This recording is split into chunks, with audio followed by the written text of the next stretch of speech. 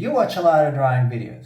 Well, you're watching one right now, but I want to bet that if you're anything like me, you did not make the most out of them in the past. Like you would watch a lot of videos, but probably did not really retain a lot of the information that was being taught. And this is exactly what happened to me. I would watch so much content, and in the end, I was not really able to improve, despite the information being actually really good. Until I came up with a system that allowed me to capture, organize, and remember what I heard and what I learned from these videos so that I could later apply it in my art to improve my skills. So today I'm going to tell you about this system that I use to record and organize all this stuff, and hopefully it's also going to help you make the best out of the videos that you watch. Okay, let's go. Okay, so I've got my setup here. I set up a split screen with my video on the top left, Obsidian on the bottom left. Obsidian is my favorite note-taking app. If you don't know Obsidian, it's fine. You can use Apple Notes, you can use anything, like even Google Docs, whatever you like, as long as you can take notes, even an actual notebook, although digital might be a little better because what I'm going to do on the right part of the screen. And on this right part of the screen, I have Clip Studio because I also want to take handwritten notes, okay? I use Tab. I'm on Windows, so I use Tab to hide my palette. You can change at layers, whatever you want. You can keep it like this. I just prefer to have a little more room just in case. So I use the Millipen usually to take notes. But again, anything you like is fine as long as you're comfortable with it. This is just an example. I have a 16-inch screen, so I can use, all this real estate. If you have a smaller screen or a different setup, it's fine. This is what I do. You can use an iPad. You can use, again, an actual notebook. As long as you have a way to watch the video, take some notes with the keyboard or typing, although that's kind of optional. But absolutely, you need to be able to draw on one of your devices. Or, well, if it's a notebook, like whatever. So now I'm going to start the video, and I choose, as an example, a local video that I have here. It's my video about the perspective trick on how to perceive depth in perspective. So I'm going to start. So recently, and I'm going to skip because I don't need the intro. So I'm going to go immediately to the information that I need, or that I think. So if you have like chapters on the video because you're watching it online, YouTube, Skillshare, whatever, so that's fine. Okay, so apparently it's really important to set coordinates. So I'm actually going to write it here. So important to set coordinates. And there is a reason why I take some notes writing and some notes typing. It just depends on the complexity of the information. If I think it's going to be retained better by writing, I'm going to do it like that. So that's just up to you. Just remember that if you do write, so if you read, say, it's important to set XYZ coordinates, you're gonna retain it better. So. And you can also transfer it later to text when the video is done. But let's continue. So let's start with the ground plane first. It does not really have to be perfect for this as long as the sides converge a little towards the distance. So the sides converging. Eyeballing is fine, really.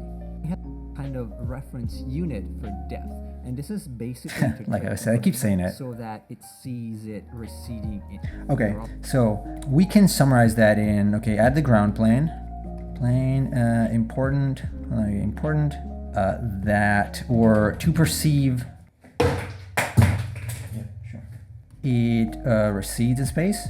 Okay, so I'll use a cross there. I skip a little bit ahead. I know what happens, but as long as the tiles get progressively smaller as they go towards the distance, that is fine. Okay, so basically the thing is, now obviously this plane is supposed to, let's draw something like real bad. This plane that I add here is supposed to tell me, and the sides need to converge, by the way, apparently. It's supposed to tell me that there is space here, so I'm gonna add a little example here. So I'm gonna do something like that. And I'm gonna write like recede. Okay, something like that. This form is not completely flat on the ground. It needs to be look at how it cheat. 2 degrees, so it needs like vertical depth. And we need to decide the vertical axis. Now you can keep it straight and use 2-point perspective if you want. I would highly recommend trying some 3-point to a degree, so having the vertical axis slightly converge towards a third bottom. a line does, basically. But not what Scott Robertson Okay. does, basically. So this is going to be Scott Robertson's method. So I'm going to add like a vertical axis. Let's say by Scott Robertson. Scott Robertson with capital. Scott Robertson. But now that we have some reference points, in order to draw the cross contour, we really have to think and imagine the cross section. That's why I keep repeating that. Cross section is important. So cross, apparently this is really important. Cross section to understand, let's see, the cross contour. But what is the cross section? See, I don't know, pretend I don't know what the cross section is. So what is the cross section? Like, what is it? So I'm gonna mark it here because I don't know. And maybe I'm gonna change color because I want to emphasize this. I'm gonna use a blue. So what is apparently this is really important, okay? This is probably the most important part, like understanding the cross section. So now I have more questions. So I see that whoever drew this, me, made this sort of thing.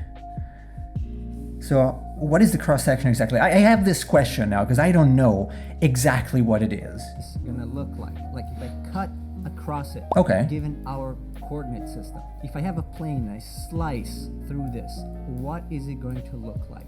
That's what you have to think when you do this exercise. And this can go in any angle.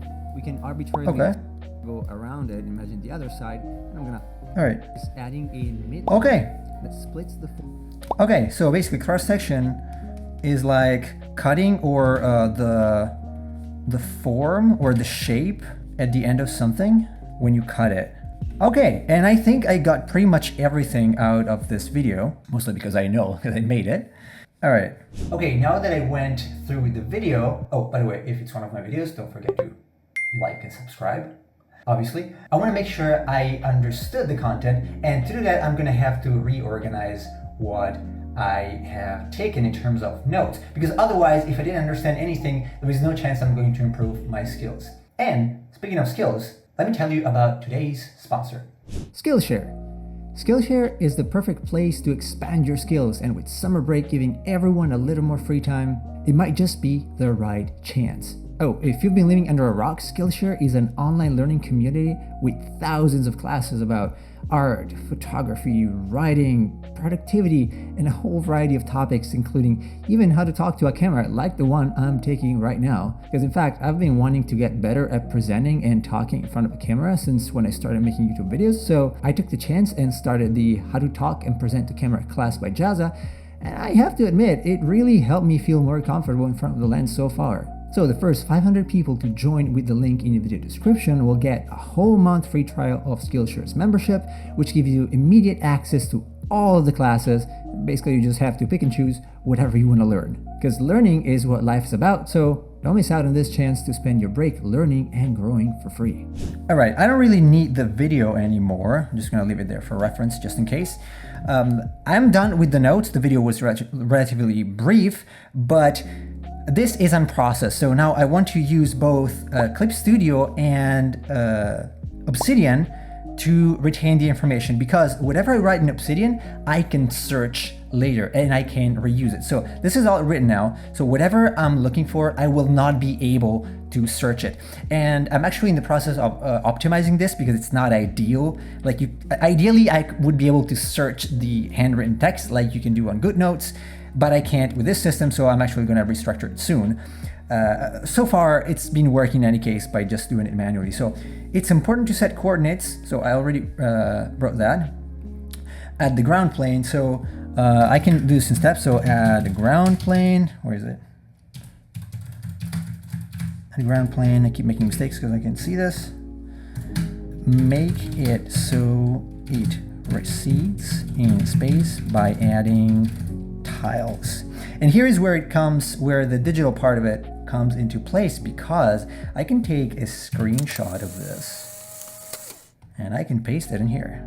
So there you go. And so now I have it integrated in my note. So I have all this part about the cross section. So I'm gonna write, you have to imagine the cross section in order to be able to draw the cross contour. Maybe I'm gonna write, so Obsidian allows you to cross-reference things. I'm not gonna do it here because obviously if you're not using it, it's gonna be completely useless for you. But I can have a complete different section about cross-section, no pun intended, where I actually talk about that instead of having to add it here in this note. So you have to imagine the cross-section in order to be able to draw cross-contour. And imagine you are slicing the form. The cross section is the resulting shape at the tip. Now, why do I do this? I am basically re-explaining this. If you don't explain what you learned, you will not be able to retain it. It's actually one of the tricks that people use. So you learn something, that you go explain it to someone else so that you can retain it. And this is my way to do it. Like, obviously I don't have someone at hand at any given time. So I just do this. I explain it or I rewrite it with my own words so that I can retain it. And I do this for every single thing that I learned. Obviously it's going to take longer. If I had any question left, I would go back and rewatch the video. If the video did not answer that question, say the video did not explain, for example, what a cross section is, I would have to find another resource that explained that. So let's say, but what is the cross section, right? Search. And I'm gonna search, with a, hopefully, search. Then I'm gonna write a note somewhere else that reminds me that I have to do that. And this for me is really the best way I found so far to retain all the information whenever I want to learn something. So always remember to have some kind of question you're trying to answer when you want to consume some content, because otherwise you're just having fun and that's gonna be useless for learning. So it's fine if you just want to have fun when you watch a video, but do not go into the video with the impression that you're trying to learn something if you do not have a question that you're trying to answer. Do not consume content you do not need, because it's just wasting your time and that's not going to make you any better. So that's all I have for you today, but if you want to keep watching, I have another video for you right here that you can watch right now and actually hopefully use it to improve your skills. Okay? As always, thanks for watching. Take care.